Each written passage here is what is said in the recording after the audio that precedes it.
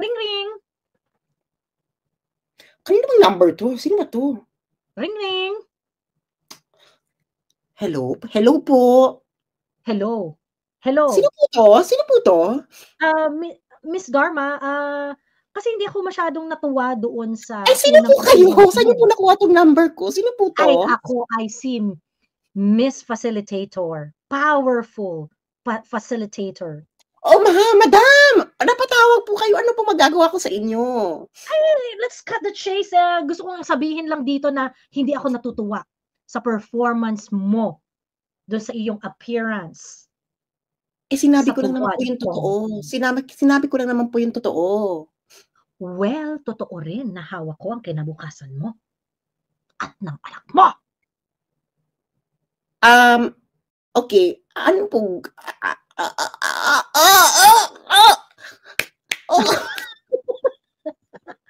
Kailangan ko ng affidavit para madurog si Dirty Harry at si Catherine.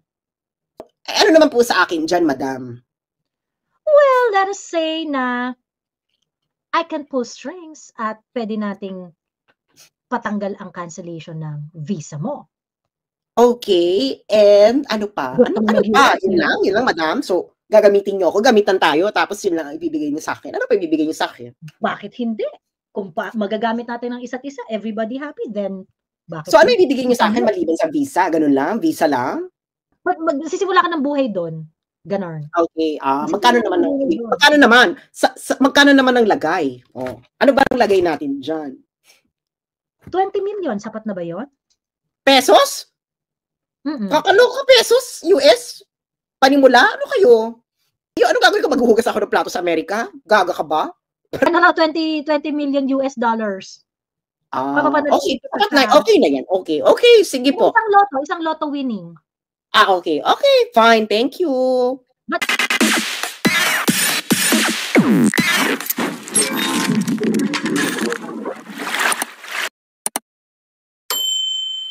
Dapat pa rin i-call out si Barbers. Lugar niya yan. Asa na walang makukulong.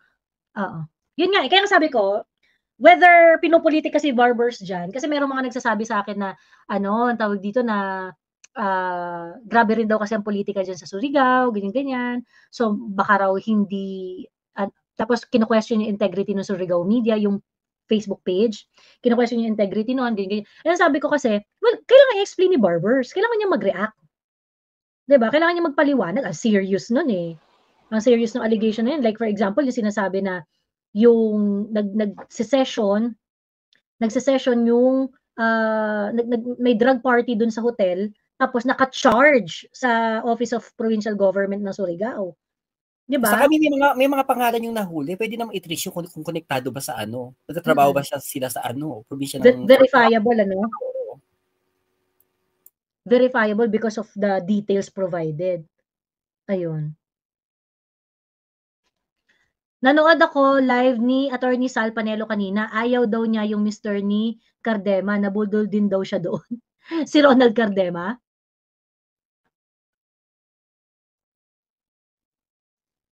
Marami namang Si Attorney Sal rin kasi parang no, yung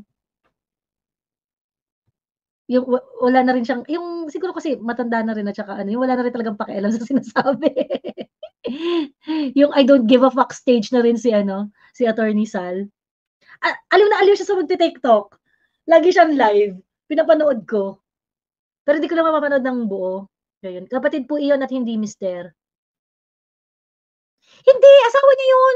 Si Drixie. Asawa niya yun. Asawa ni Ronald Cardema, si Drixie May Cardema. Paano nabudol? Ano bang ginawa ni Ron Cardema? Ayun, couple sila, sabi ni Jane Lynn Dalag. Alam ko din, asawa. Mag-asawa yun sila. Wala, sister naman to si Amor M. Mag-asawa yan. Pero ako nagtataka kay Pimentel, bakit galit na galit siya kay Duterte? Ginagaya nila si Duterte dito sa Surigao eh. Johnny T? Lahat sila. Baluarte kasi ng Pimentel halos ng Surigao del Norte sa Del Sur. Di ba si Johnny T, meron yung collection ng mga sports car, allegedly. Dito nga din sa amin, may death squad din eh. Talaga? Oo, pinapatay din yung mga suspect na addict. Kaya nagtataka bakit galit na galit sila kay Duterte. Ginagaya naman nila si Duterte. Kasi sa sentro ng Surigao del Sur, halimbawa Tandag, kasi dyan ako malapit. Pag may nagnanakaw doon, tinatali niya sa sasakyan tapos niroronda sa buong city para hindi pa marisan. Yung parang kung paano si Duterte umasta sa Davao. Oo, ganun sila eh. May ganyan tayo nun sa TikTok na nakita yung binandera yung nabalita din yun eh. Tanda ko rin sa Surigao yun. Kaya nga, nagtaka ako bakit ganun si Pimentel. Siguro, nabigyan na naman siguro talaga. Pag pera talaga usapan. Nabigyan na ng pabor. Mga punisher yung Pimentel sa amin eh. Oo. Tapos ngayon, ayaw na nila ng ganung diskarte kuning-kuning, ano? Oo, so sa amin yung death squad. Kaya medyo sa amin, na-appreciate din namin kasi walang halos kriminal kasi nga stricto yung Pimentel. Nagmumura din yan, yung mga Pimentel. Nagmumura din yan sa harap ng maraming tao kahit panahon ng eleksyon, nagmumura yan. Gayang-gaya nga si Duterte eh. Iwan ko bakit ngayon ayaw na nila. Well, ayaw na nila because wala na sa power si PRRD. Diba? Yung Cardema, di ba nag-PMA tapos pumasok sa NPA? Tama ba sabi ni Isla? Hindi. Nag-PMA. Pagkatapos lumabas ng PMA. Ano yan? Super anti-NPA niyan. Yan yung nakikipagbardagulan sa kalsada. Yung binabardagul niya si yung Jacol? Si Jim Paredes. Ayun. Yun di ba rally pa ng rally nun before sila Jim Paredes? Ayun, yun yung inaaway niya ni Ronald Cardema. Kapatid po si Drixie. Tanong, ang alam ko talaga asawa. Ang alam ko asawa. Ang alam ko din may asawa. Oo. Kapatid ba? I-google mo, Miss Jo. Yung kaaway ni Madam Rowena. Ayan. Oo, dinisqualify yan ni Mambing. Ayun, tapos meron silang bardagulang malala niyan. Nakakarating sa Supreme Court yung bardagulan yung dalawang yan. Ayun. Ronald Cardema wife.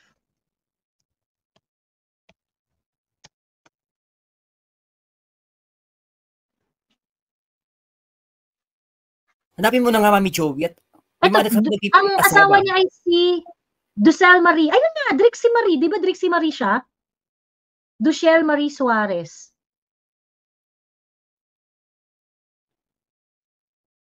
Hindi ba siya yun?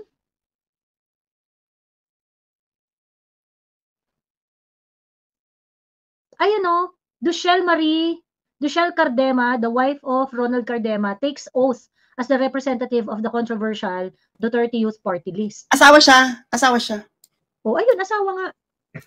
Anong problema ba dyan? Hindi, sabi nung iba kasi kapatid daw ni Cardema. Asawa. Yung mga nagko-comment, tumigil na kayo asawa. Nakita na. Asawa siya, hindi kapatid.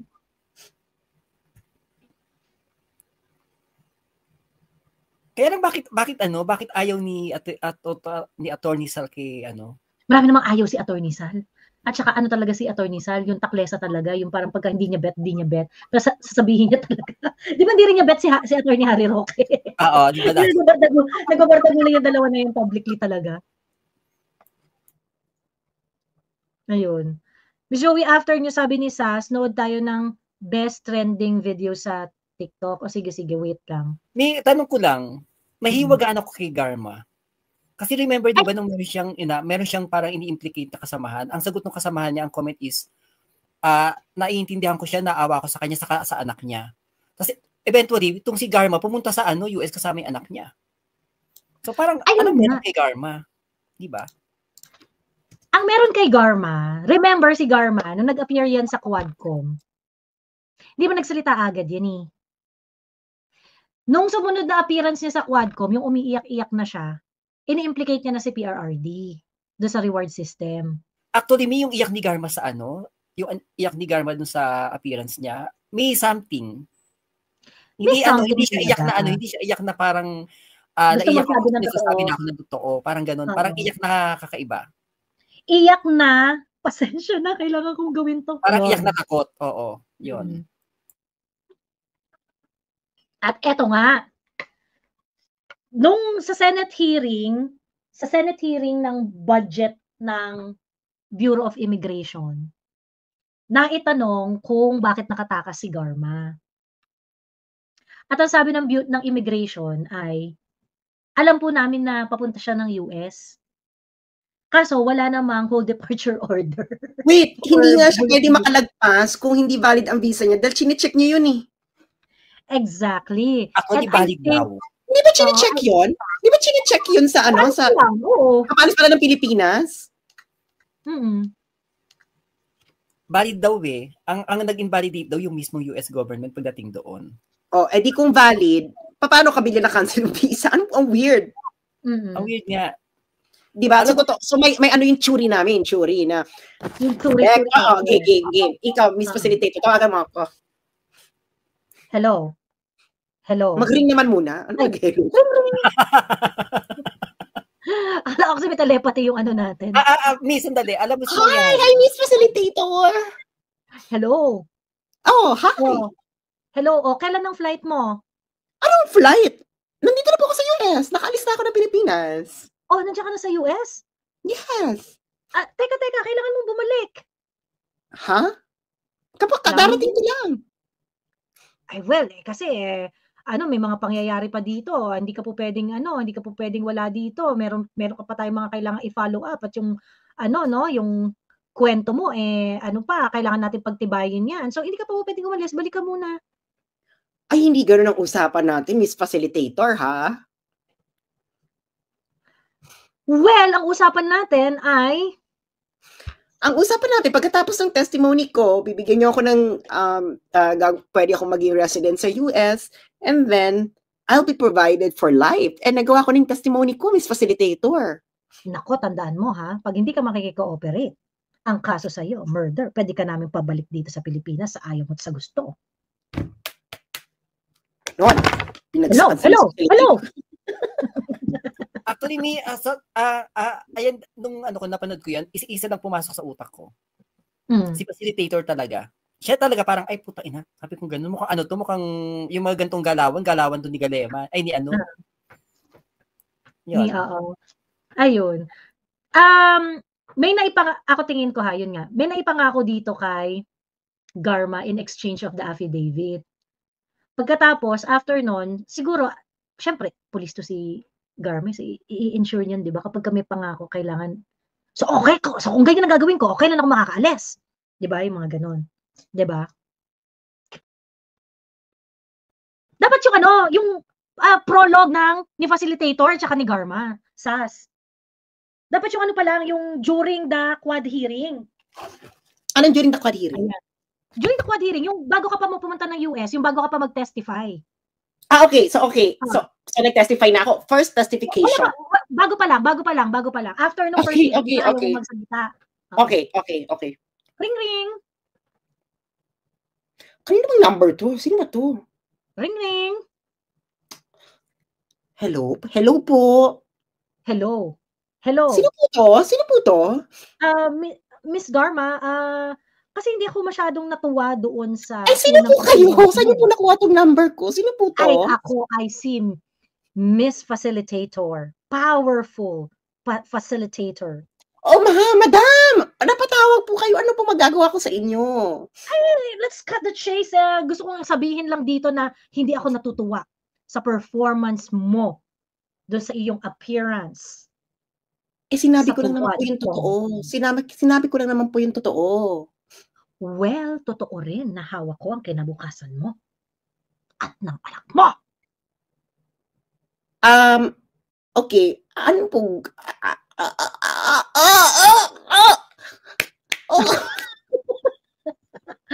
Kailangan ko ng affidavit para madurog si Dirty Harry at si Catherine. Madam, parang I cannot accept that answer. I cannot accept that answer. Tandaan mo, hawak ko ang kinabukasan mo. Madam, ano naman po sa akin dyan, madam? Well, let us say na I can pull strings at pwede nating patanggal ang cancellation ng visa mo. Okay, and ano pa? Ano pa? Yun lang, madam. So, gagamitin niyo ako, gamitan tayo, tapos yun lang ang ibibigay niyo sa akin. Ano pa ibibigay niyo sa akin? Bakit hindi? Kung magagamit natin ng isa't isa, everybody happy, then bakit? So, ano ibibigay niyo sa akin maliban sa visa? Ganun lang? Visa lang? Well, sa ngayon ay yan ang ano natin, yan ang pag-aagrihan natin. Pero sinasabi ko sa iyo, tandaan mo, hawak ko ang kinabukasan mo at ang kinabukasan ng anak mo. Kagad dapat magbibigay ka ng inducement. Okay, bibigyan kita ng ganito, ganon. Sige, ng additional ano, sige. Hindi ka lang pwedeng manakot. Kailangan may carrots and sticks. Ang tawag dito, hindi, yun na nga yung carrot ko, yung ika-cancel ko yung cancellation. I-lift ko yung... Masyadong maliit yun. Masyadong maliit yun. Masyadong maliit yun, Madam Facilitator. Ko. Hindi na tayo. Magsisimula ka ng buhay doon. Ganon. Okay. Magkano naman? Magkano naman ang lagay? Ano ba ang lagay natin dyan? 20 million. Sapat na ba yun? Pesos? Kakaloka pesos? US? Panimula? Ano kayo? Visa cancellation, napakalaking bagay na noon. Paano ko mabubuhay doon? Alam mo namang gagawa ko ng drama dyan sa Pilipinas, Madam Facilitator. Tapos, ano gagawin ko? Maghuhugas ako ng plato sa Amerika? Gaga ka ba? Kaya nga gusto mong pumunta sa Amerika, diba? Kasi meron kang dyan, kinembot. Pupunta ka na nga dyan nung kulang yan. Kailangan may lifetime, ganon. Provided, dapat sinabi mo, papanalunin sa loto. Ganon, 20 million. Gaga. Sige. Okay. Ano naman po lagay natin? Ano naman po lagay natin dyan? Ano naman po lagay natin dyan? 20 million US dollars. Okay na yan. Okay, sige po. Isang loto winning. Okay. Okay, fine. Thank you. But I expect wait. But I expect full cooperation when necessary. Ay, hindi. So pagkatapos, kailangan ko lang mag-testify and then pwede na ako umalis, diba, madam? Diba? Yeah, but I have to, I need your cooperation whenever necessary. Tapos pasasakayin mo na lang ako. Sige, madam. Sige, madam. Pero kaliwan tayo, madam, ha? Mag-testify ako and then pakilift na yung US visa. Basta, oo. Okay, thank you. Thank you, madam. Thank you, madam. Thank you. I'm there in New York. Okay. Ayun na. Tapos, nung hinihingi ko na yung cooperation mo, ayaw mo na. Diba? Siyempre, nakuha ko na eh.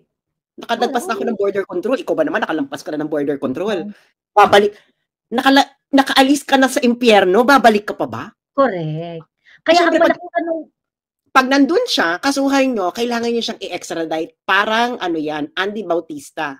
Para makabalik. Correct. Hindi na nga makakabalik kasi nandun na eh. Mag-extradite na si bakla eh. Para makabalik siya, extradition na. Ano yung naka-tourist visa lang si bakla? Parang hindi naman. Parang feeling ko. At dito lumalakas yung churi na baka gustong bumaliktad. Kasi Churi lang naman to. Kasi kung siya ay cooperative from the very, very start, di dapat pinagtibayin niya ang kwentong visa cancellation. Pagkatawag sa kanya, balik ka muna dito, ay bumalik na siya agad. Ngunit hindi siya bumalik. Anong petsa na? November 15 na. Hindi ka pwedeng na-cancel yung visa kasi kung hindi ka pag-cancel ang visa mo, bakit ka uhulihin? Na-cancel lang naman yung visa mo. Hindi, pag na-cancel yung cancellation nga ng visa, yun yung press release. So, ibig sabihin, ako, gusto na si Miss Facilitator ang nag-cancel. Ayaw mong balik, ika-cancel ko yan. So, ganun ang nangyari. Kaya kakaiba eh. Kaso pag nakalabas kasi ng border control, Miss Laika, may certain rights ka na. So, pag nandun na siya sa loob, dinala siya kinuha siya, dinitain siya, she has a right to a lawyer. Oo. Saka yung so, balita kasi, pero ginawa ni Garma. Yung balita kasi masyadong idinidiin na nakalabas siya dito, okay kasi yung visa niya. Pero gobyerno daw ng US yung nagkaroon ng desisyon na huwag siyang papasukin. Hindi po Masyadong pwede. idinidiin yun. Airport to airport yun. Airport to airport. Nakapasok na airport to airport yon kung ano, kung immigration pa lang. Airport to airport ka nun, hindi ka magtatagal ng 24 hours bakla.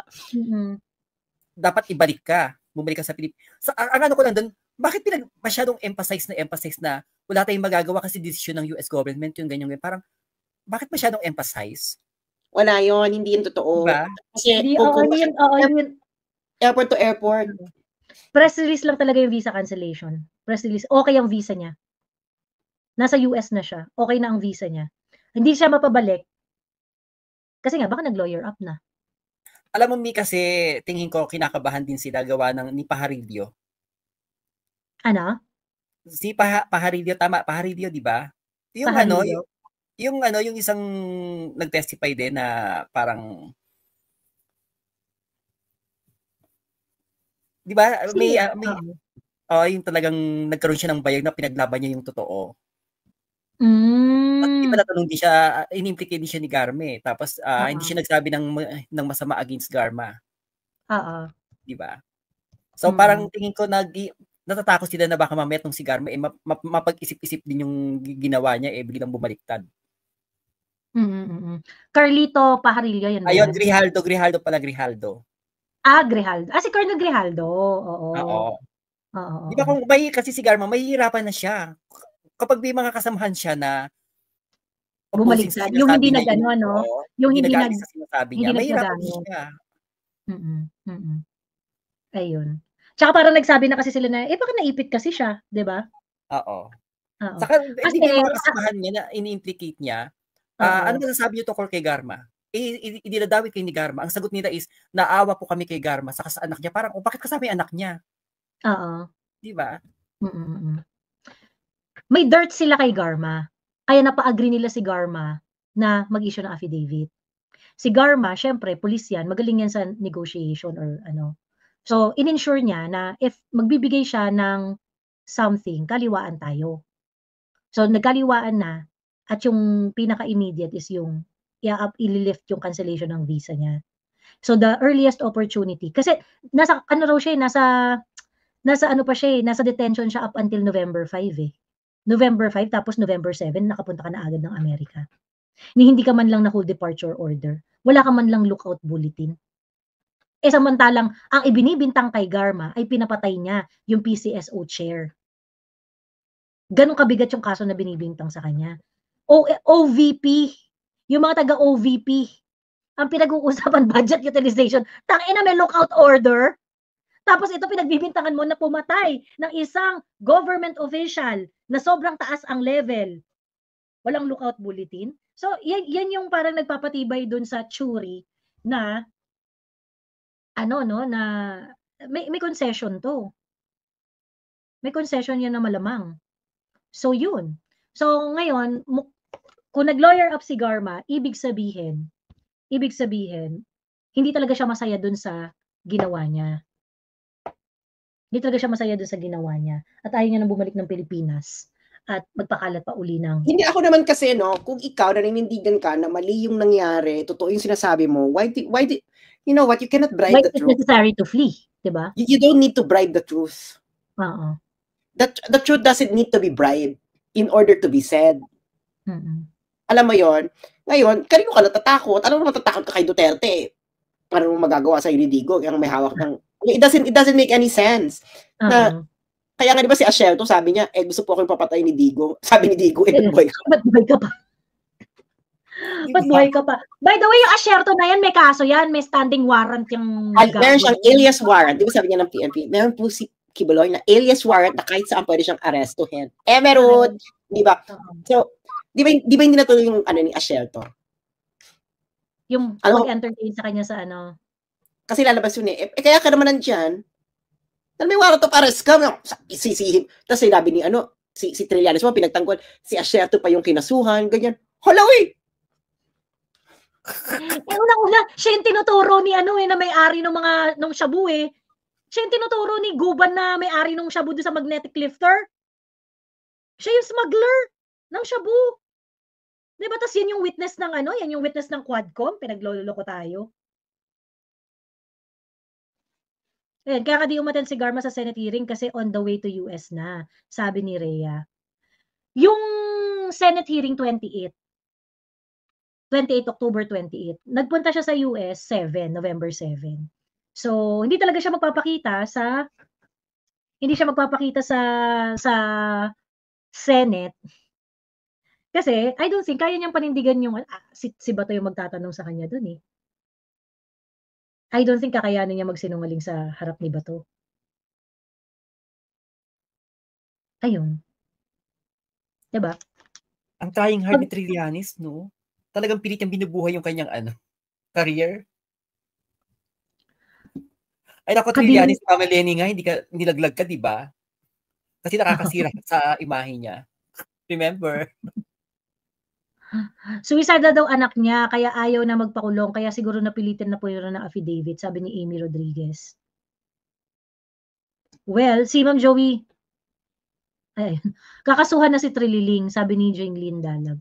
Nanggigigil si PRRD sa kanya kasi napakasutil ni no? Napakasinungaling. Oo, nung babatuhin siya ng microphone ni PRRD, tinutont ni Trillanes si PRRD. Tinotont niya si PRRD. Parang sabi niya nung initially, parang sinasabi niya, naku, Duterte, wala ka na. Sampalin mo na ngayon, wala ka na. Tinotont ni Trillanes si PRRD. Ayun. So ngayon, itong matanda, babatuhin siya ng microphone. Ang kapal na mukha ni Trillanes, promise, nakakadiri na yung kakapalan, yung kawalang hiyaan. True.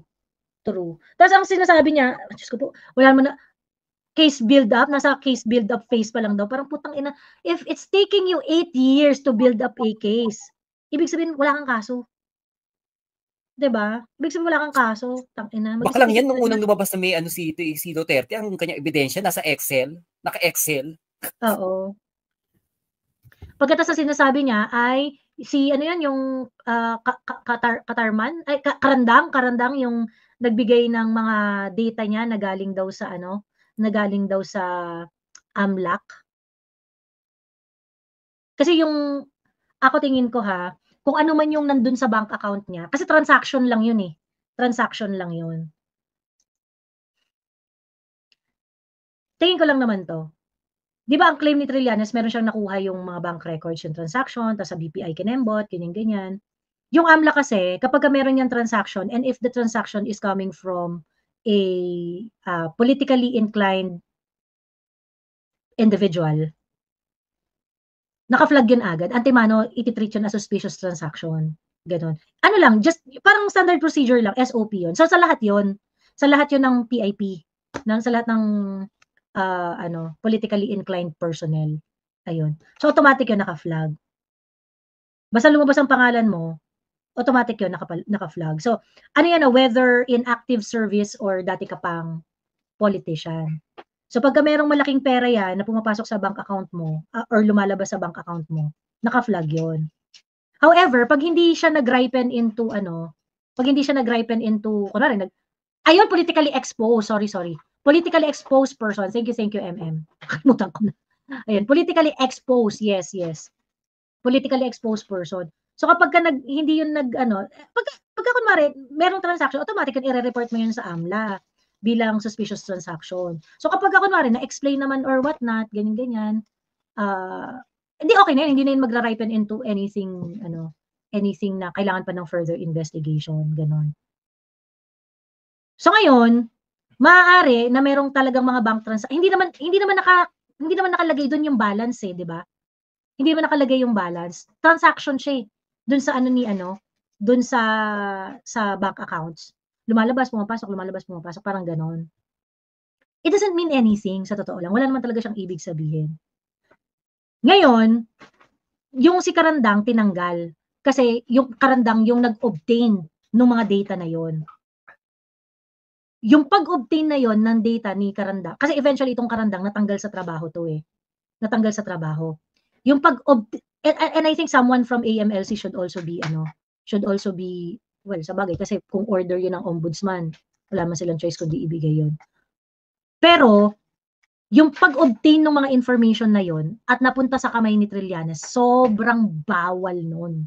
Sobrang bawal nun talaga. Actually, tingin ko nga kahit even BPI pwede magdemanda sa kanila nun eh. Even yung bangko. Oo. Lalo na hindi naman nila bank account yung Hindi sabi niya, di ba tinanong siya ni Congressman Raul Manuel, paano niyo po nakuha yan? Di ba parang ganyan? Si Manuel ba yung nagtanong noon? Sabi daw, may nagbigay po sa akin ito si Joseph de Mesa. Ayun na naman si Joseph de Mesa. Hindi niyo ba naalala si Joseph de Mesa? Yan yung 2016 pa yan. Natawa nga ng tawa yung mga tao. Sino si Joseph? May episode pa kami dyan ni RJ. Noon tawa kami ng yung Joseph de Mesa. Na hindi na nga nahanap yung Joseph de Mesa. Parang sino yan? And then, actually, alam ko na yung issue na yan. Fake yung issue na yan. Because alam mo naman ako may mga friends in high places ako. No? Baka pinatingnan ko rin. Charot. Pinatingnan ko yung account. Charot. Saka hindi sila nakaka-keep ng ganung katagal na account. Oo. Kahit ikaw mismo yung bangko mo, maliba, I don't know kung kung yung pwedeng kunin sa BPI, pero kahit ikaw, hanggang 2 months lang ang pwede mong kunin, maximum. Tapos sabi pa niya, pati manager's check, nakuha. Makala ibang level na to. Ano to? Criminal investigation? Huh? Dapat yung bangko magdemande kasi parang it will cause distrust dun sa BPI eh. Ayun na mangyayari, na pwede palang ganon, nakalin yung records mo kahit si Trillanes. Pati check deposits nakakuha kayo kung sino na-trace yung paano kayo nakakuha ng copy? Sabi daw kasi daw sa AMLAC, ganyan pinadala to ng AMLAC sa ombudsman. Hindi ba na-resolve na yan ng ano? Ako feeling ko kung natanggal si Carandang exactly for that reason, kung totoo man ha, kasi baka mamaya yung mga transaction na yon is just yung alam mo yon yung standard operating na report ng mga suspicious. Sa ano kasi yung suspicious transaction? Pagka kunwari politically exposed yung tao, automatic yun, kailangan mo i-report yun eh. Kailangan mo i-report yun. Regardless dun sa na-justify or hindi na-justify. Usually naman kasi, merong lalo na pagka mga bangko, may parang, kunwari, galing sa savings or galing sa payslip or whatnot. So, basta i-report ka lang, pero it doesn't mean na meron siyang kinembot, ganun. Ang claim ni Trillanes is that certain Carandang is investigating PRRD. Ganon. At yun yung dahilan ng nakakuha ng mga information na yun. Malamang late in the process, baka yung manager's check, yung mga ganyan. Feeling ko mga bloated kwento na yun eh, mga exaggerated kwento na yun. Kasi parang hindi na yun mag-aano. Pero yung kung meron man siyang nakuha, kasi I think yun yung pinaka-feasible doon, na si Ombudsman magre-request ng document kay AMLAC. Si AMLAC naman wala naman choice yan pagka kunwari merong court or order or yung mga ganyan nga na galing sa Ombudsman. Saka hindi ka po pwede, malalaman yun yung iniimbestigahan mo kasi tatawagan ng bangko yun eh. Malalaman mo naka-freeze yung account mo. Pag na-AMLAC ka, naka-freeze yung account mo. And hindi naman automatic. Pagka kunwari suspicious transaction yan, walang freezing yun. Kasi ano lang yun, irregular, walang, feeling ko dyan nga siguro yung reason kaya natanggal yung Carandang eh. Kasi ba't ka nag-o-obtain ng mga ganung list? Na wala ka namang kaso. Wala namang kaso, oo. Di ba yun, isusupina mo, mo yun eh. Saka yung AMLAC, hindi mo pwedeng, may procedure yung AMLAC. So ang nangyayari niyan, nanghihito sila ng kwento. Tapos sabi niya, yung sinabi niya, kita niyo ito yung mga umabot ng 2 billion. Na-discuss na namin yan. Ang ginawa nila, na-report na yan before. Ang ginawa nila, yung inano nila, cash flow. Ibig sabihin, inad nila yung credit sa debit. So ito yung correct, natandaan ko yan, Sas. Correct. Di ba? Katangahan. Sinasadya katangahan. Kaya nga walang meaning yun eh. Kasi kung single transaction, kasi parang ganun yung credit debit lang naman yung listahan ni di ba? It looks like yung Excel file. Kasi di ba Excel file siya? It looks like an Excel file of yun nga yung suspicious transaction. Ito yung usually na sinasubmit ng mga AMLAC officer sa mga financial institutions sa AMLAC. Ni-report na yan dati ng ng Inquirer. Cash flow, yun ang title na tawa kami ng tawa, putang inang cash flow ito. Na, malamang pag inad-ad mo yan, malaki talaga yan. Kasi inad mo yung cash flow yan eh. Inad mo yung pumasok, inad mo yung lumabas. So, lahat ng yung pumasok, ita-times 2 mo lang. Ganun yung cash flow. No? So ngayon, ang ano niya, parang Yeah, exactly. Yan na yung noon pa yan, 2016 pa yan, 2017 ata yan. Natatawa nga kami dyan ni RJ na ba't inad? Tapos nag-uusap pa kami, Mayor, for 20 years, maliit yan, 2 billion cash flow. Mayor?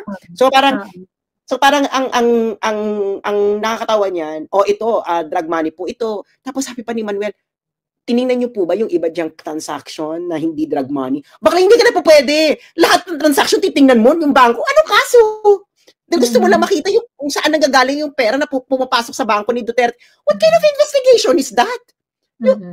You should have a specific crime. Pag sinabi mong money laundering, sasabihin mo, bakla, ang hirap, mahirap. Nanghihito ito. This is all for PR purposes. It's exactly like kay Corona. Naalala yung kay Corona, yung lahat ng listahan na may pangalang Corona, nilagay nila. Ito, 200, parang ilang vehicles yung Oo. At saka by the way, yung mga suspicious transaction, whether credit or debit, mare-report yun. So, hindi yun accumulated amount. Hindi accumulated amount. So, whether credit or debit dun sa account, anything that's gonna go in or out, kapag ka na-meet mo yung threshold, papasok ka dun sa listahan ng transaction na reportable. Yes, tas narinig mo yung sinabi ni Trillanes, sa impeachment po ito, pwede po itong lumabas pag sa impeachment, ganyan. Bakla anong kaso? Anong kaso sasabihin mo na nakatanggap ka ng ganitong pera nung mayor ka? Ano? Parang why would you justify the money that you received during that time? Ano yung mali? Tapos sasabihin nila drug money po ito kasi galing po ito kay ano. Well, una-una, kailangan mo munang may conviction. Yung taong yun. You cannot say na drug money ito tas walang conviction, sasabihin nyo, tas kayo yung nagsasabi na kailangan may conviction. It doesn't make any sense. Do you understand? It doesn't make any sense.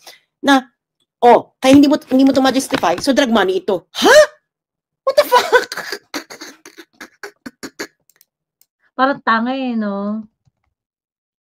Eto, teka, papakita ko lang yung sample ng... Saka may ginawa pa yan si kay Pulong naman yata, I don't know kung kay Pulong o kay Duterte, yung parang kailangan patunayan ni Pulong yata o ni Duterte na wala silang bank account sa gantong bangko. May ganun pa yun na parang, tanga ka, Trillanes, pupunta ka sa bangko, hingi ako ng certification na wala akong bank account sa inyo, baka sampanin ka ng teller ng bangko. Perang yan, ang hinala nga namin dyan, yan yung kasi di ba mayor, ang mga mayor kasi binibigyan niya ng pera ng mga politiko na magpapa-endorse. As simple as that. Ano yan? SOP yan pag what's this? Pag nanliligaw sila ng governor, mayor, kaya nga pagtatakbo ka ng national, mahal yan eh. Oo, kasi dami mong alam niyo ba yon? So yun ang hinala namin yan. Ano yan? Campaign money yan. Yang binibigay na yung mga pasok-labas. Oo, pag pasok-labas. Campaign money yan. Na ganon? Campaign money yan. Hindi yan, di ba yung kay, inaano nila yung kay what's this, kay Harry Roque, yung joint bank account niya. Bakit ikaw ka joint bank account? Siya nga, di ba, ang head campaigner, malamang siya yung pwede mag-withdraw doon. Parang, what? Tapos sabi nila, bakit ganito kalaki, magkano yung lumabas? Campaign money nga, kung ano yung papasok, yan? Kaya nga, di ba si Sarah natatawa siya nung pinapakita ni Trillanes yung oo. Yung bank account. So yung yung laki ng pera na yun, actually, sa totoo lang, siguro kaya hindi na rin masyadong ina-explain rin talaga nila PRRD yun. Pero yung mga, umamin kayo, yung mga AMLAC officers dito, nakakita kayo ng itsura ng STR di ba? Yung pinresent ni Trillanes, it looks like an STR. Di ba? It looks like an STR. Anong STR? Ayun, suspicious transaction report. Ayun.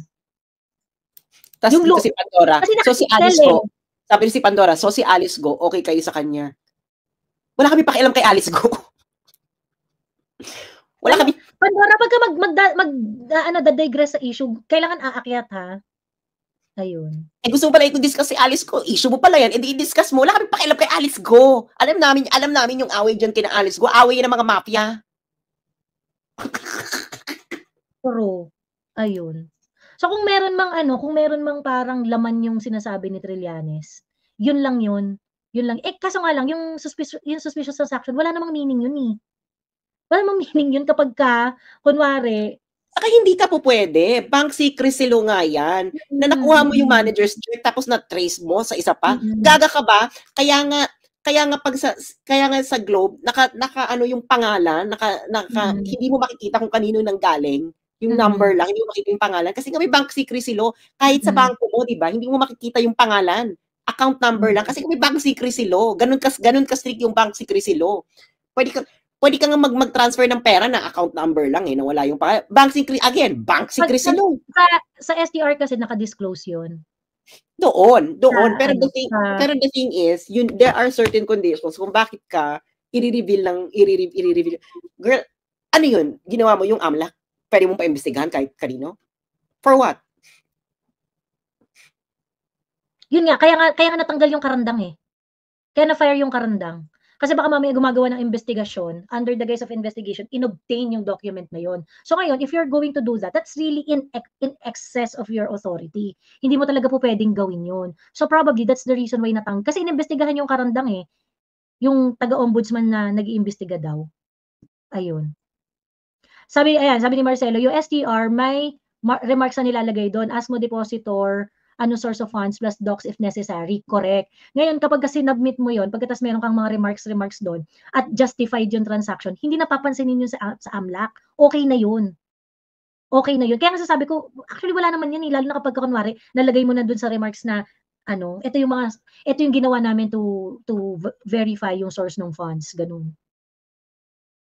Tapos, nire-review yun ng AMLAC. Magiging issue lang siya or magko-conduct lang yung AMLAC kung base dun sa mga pera na yun, na transaction, at saka dun sa sinabi niyong remark. Kapag may something is off, doon magkakaroon ng action si AMLC on its own, ganun. Maaari na susulatan niya si financial institution to ask for more explanation, yung mga ganong etos. So ngayon, kung walang ganong correspondence between the two, ibig sabihin, okay yung transaction. Ganun. Ganun yun.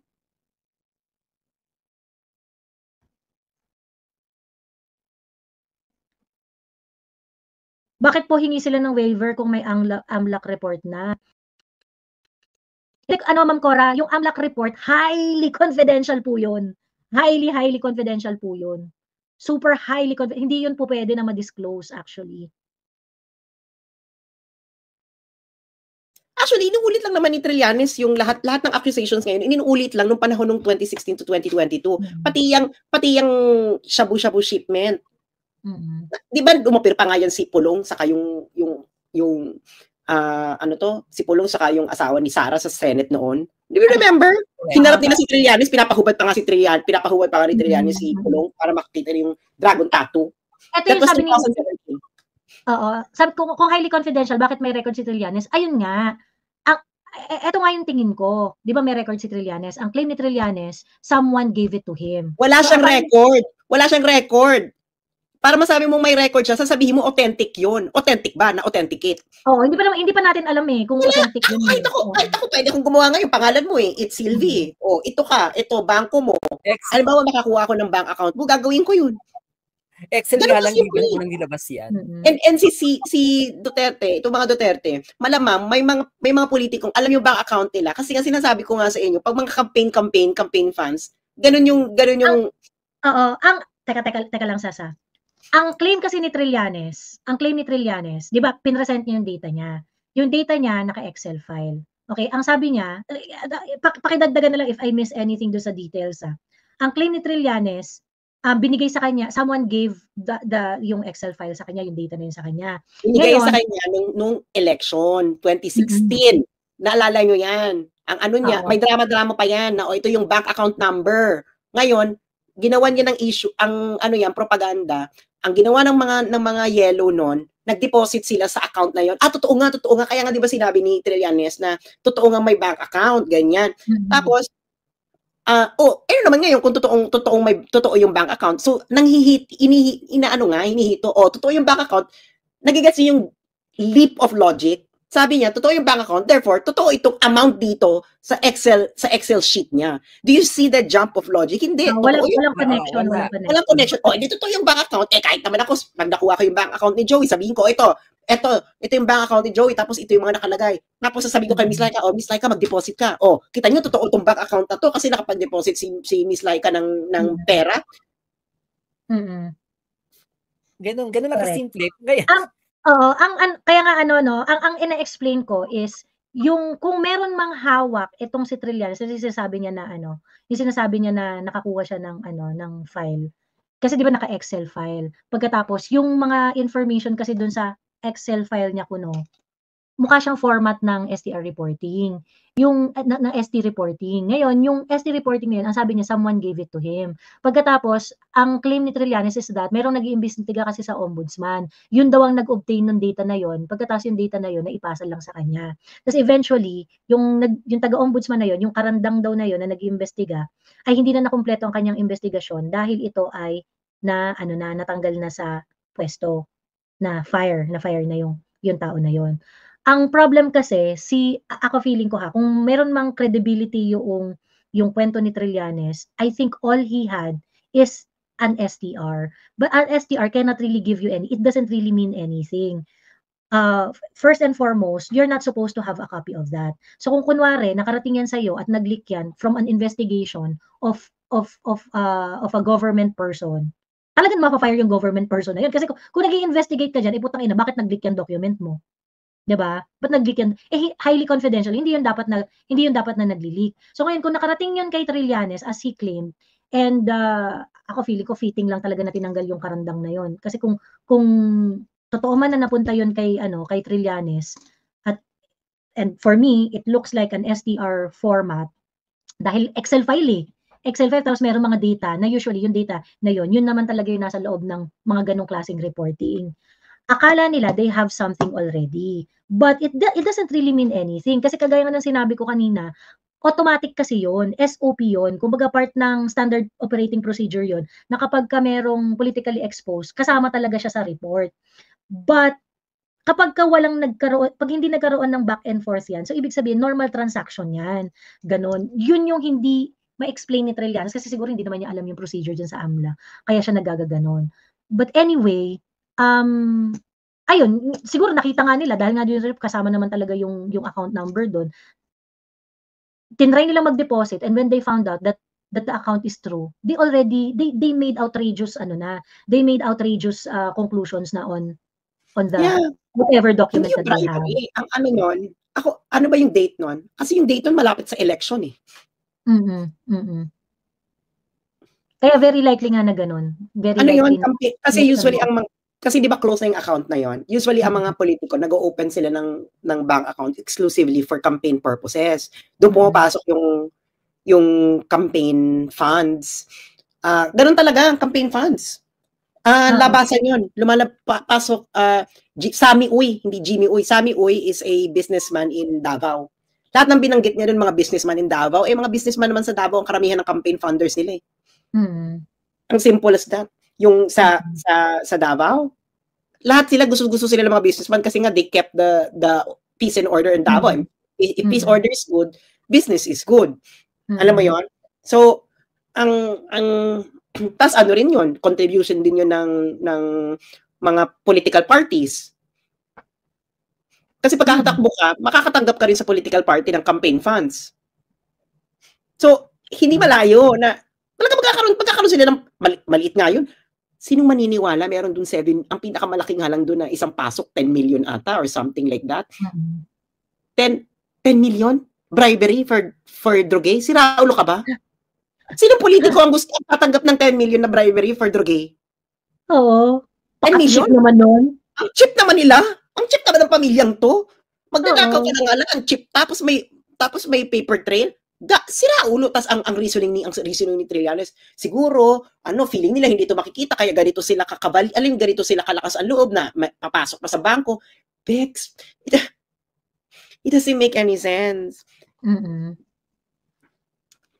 Saka makakakita ng bribery, papasok mo sa bangko mo. True. Teka. Saan nga yung sample? Di ba yung kay Chris Aquino nga? Naalala niyo yung in-expose ng kapatid ni Falsi, si Jover? Di ba Oo. dun sa chat, sabi ni Chris, naku, dapat wala tong paper trail. Ano lang yan, ha? Ibupost lang niya yung mga post ni Jover. Iniisip nila walang paper trail. What more droge? Are you serious? Oo. Correct. Ayun. Kasi hindi naman, ayun, wala talaga. Super wala talaga. And ang nakakadismaya doon, nakakadismaya, binibigyan ng, I think yung isa rin dapat na ma-address dito sa House of Representatives do sa November 13 na hearing. 'Di ba nag-agree sila na walang murahan, walang bastusan, walang provoke, walang asaran, kailangan professional, And doon sa part na 'yon, nag-effort talaga yung House of Representatives na iwasan yung mga ganung bagay. Pero ibig sabihin ba nun hindi nila binastos si PRRD? No, I think binastos nila si PRRD ng bonggang-bongga. Ang ginawa lang ng House of Representatives, yung atake nila passive-aggressive. Ganon. Hindi sila nagmura na, tangina mo, yung walang ganon, yung walang, ano ba naman yan, yung walang insultuhan ng malala na words. Pero yung action nila, binastos talaga nila yung si PRRD ng bongga.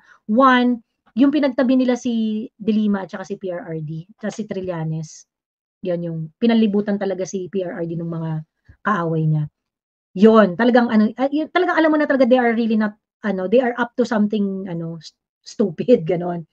Pagkatapos they were always asking PRRD, kaya mo pa ba? We can suspend kung hindi mo na kaya, ganyan. They wanted to be the one na magbibigay ng relief kay PRRD na, tingnan mo, naawa kami sa iyo, kaya inano na namin tong hearing, ganyan. Yung matanda, hindi I think alam ni PRRD na hindi niya talaga pagbibigyan tong mga to, na he's going to be the last person to say na sige, mag-uwian na tayo, ganon. Until sila Paduano na yung nag-throw ng white towel na white flag na ng white flag dito sa hearing na hindi, mag-ano na tayo kasi mag-aalas 12 na nun eh. Diba? And I think that's really an insult, no? Every time na tinatanong ni Barber si PRRD, kaya niyo po ba, ganyan. Nakakabastos talaga kasi parang inaano talaga nila na hindi mo na kaya tapos ngayon iniisip namin yung kalusugan mo, ganyan. Ayun. So yun, yung tanungin ninyo yung matanda ng 5 question pero i-stretch ninyo in 14 hours. They simply wanted to torture PRRD. Ayun. Grabe. Alam mo yung parang, sadali lang lang to, side note lang to kasi naka-receive na basa ko yung mga news sa Netherlands. Talaga ako, ginagabayan talaga ako ng mga demonyo sa aking buhay. Kasi magkakaroon sila ng budget cuts sa higher education. Talaga? Oo, sabi ko, shit, can you imagine? May ngayon sila, na wala silang magbabawas ng trabaho, mataas na yung tuition fee tataas na yung tuition fee ng mga estudyante. Can you imagine tax sa libro? From 9% to 21%. Magkano? From tax 9% to 21%. So ngayon sila, may mga protest ngayon kasi nakikita ko sa LinkedIn yung mga dati kong katrabaho na nasa protest rally sila. Sabi ko, ay nako. Ayun. Anyway, grabe, ano namang chika? Ayun, so Mami Laika, ikaw ba I'm pretty sure marami kang masasabi dun sa hearing eh. Parang sa akin I don't know, syempre hindi mag-agree yung mga anti-Duterte, pero para sa akin parang alam mo yung humuhukay ng sariling komunin nila yung mga kongresistang to. At itong si Duterte naman, win-win to para sa kanya. Kasi yung sabi ko mapabagsak niyo si Duterte, babagsak din kayo. And at the same time, magiging part ng history si Duterte, lagi magiging baseline or reference ng problema sa droga ng Pilipinas. Pag sumipa yung droga, maalala si Duterte. Naku, si Duterte lang sana yung presidente. Kapag nag-okay yung ng droga, kasi si Duterte nagsimula niyan eh. So wala. Talo kayo sa lahat ng aspeto tong mga baliw na mga tambalays na to. Hindi ko alam po talaga kung ano bang gusto niyo talaga? Parang gusto niyo bang magkaroon ng magandang career sa politika? Bakit ginagawa niyo to? Parang obvious naman na ikakasira niyo to. Di nila pinaihi kung beses lang in 14 hours, sabi ni Sheridan. Hindi pinaihi? Di ba nag-recess naman? Hindi nga nila hindi nga nila parang masyadong chine-check si PRRD kapag, alam mo yun, yung parang, syempre matanda na eh. Although nagpapakitang sila na parang inaantok si PRRD na natutulog na daw ba si PRRD, ganyan. Yung mga ganon. Talaga, torture talaga yung Wala nga break na ano eh. Meron ba, wala ko napansin, meron bang break na mahaba? Parang wala naman yung to give PRRD moments to rest. Nakakaano, medyo na-boring ako kasi parang yung tama ka, Mami Joey, paulit-ulit yung tanong. Saka alam mo walang kwenta. Tapos sa inyo pong mga kongresista, pinapakita nyo lang sa taong bayan kung gaano kayo kabobo. Parang, bakit maraming drug pusher na namamatay nung panahon mo? Ano gusto mo? Maraming inosenteng mamatay kasi drug pusher. Taka ka, abante. Nakakabwisit. Tapos yung parang konti lang yung drug lords daw, yung parang hindi naman daw konti, at sabi ni Franz Castro, di ba? Yung big fish, konti lang daw yung big fish, mga small time lang daw yung napapatay. Tapos natatawa pa ako, yung gusto nilang pag-usapan, yung si Franz Castro, gusto niyang magtanong tungkol dun sa unlawful aggression, yung self-defense. Sabi ni PRRD, alam mo hindi mo kaya tong conversation na to. Tapos sabi niya dun sa Mr. Chair, I would just like to say that this conversation is something that I cannot discuss with her. Ganon. Kasi technical yun eh, tapos legal yun. Hindi naman abogado si Franz Castro. So parang, anong pag-uusapan natin sa tuturuan mo ako sa element ng self-defense? Tuturuan mo ako sa legal definition ng unlawful aggression? Di ba? Sabi niya kay Franz Castro, hindi, pass, ganyan. Ganyan yung bobo ba na makikidebate sa bagay na expertise nung isa? Parang tanga. Diyos me. Well, nakakaloka kasi ang busy-busy ko sa work, so gusto ko manood, hindi ko mapanood. Pasilip-silip lang ako. Tapos, nasa ultimo na sa CR ako Nakaupo ako sa trono, yung katabi kong cubicle, nanonood ng Duterte. Yun din yung pinapanood. Yes, napapagano. Tama na nagsasalita si Duterte. Siko ba? Bongga. Oo. Diyos me. Ayun, ang usapan, reward system, ICC, ang tawag dito, yung mga collateral damage, ang tawag dito, yung i-assume ba niya yung liability ng mga yung i-assume niya ba yung liability ng lahat, yung legal and illegal, yung mga ganun-ganon. Paulit-ulit yun lang. Pinag-comment na kaya itong ginagawa is because of money, pera-pera lang daw. Pero kung ako yung congressman, ako yung politika, edi parang in-expose ko na yung sarili ko na appeal lang ako sa pera. Di ba? Parang... Well, oo. Actually, kung meron mang silver lining itong mga nangyayari ngayon, nire-reveal niya talaga lahat ng mga politician na mukhang pera. So, isa pa yan, kaya nga sabi ko, win-win to kay Duterte kasi mga kumakalaban sa kanya, na-expose lang kung ano yung klaseng mga pagkatao meron sila.